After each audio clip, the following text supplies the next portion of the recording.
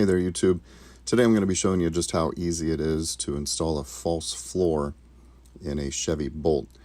Now mine's a 2021. I couldn't even begin to tell you what all models this is compatible with. I've heard from 17 up to the 21.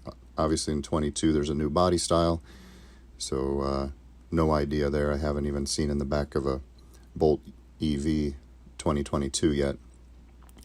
But anyway, down in the bottom under the floor where your spare tire would be normally, all it comes with is this huge styrofoam filler that has a tire pump, some tire goo, and a tow hook, and that's also where they stow the factory charger when they ship the vehicle. I think that wastes a ton of storage space, so my goal in installing this false floor was to open up a bunch of cargo space for the items that I typically have in the car on a daily basis.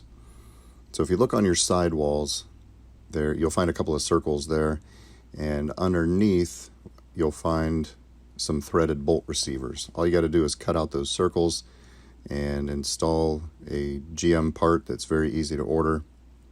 It takes a 10mm socket to turn the bolts. Heck, I even saw a lady on YouTube doing it with some pliers. She did the whole thing with a box cutter and some pliers. So this really isn't that hard to do. I'm going to show you just how easy it is. I chose to use a drill, Dremel, and of course a socket wrench.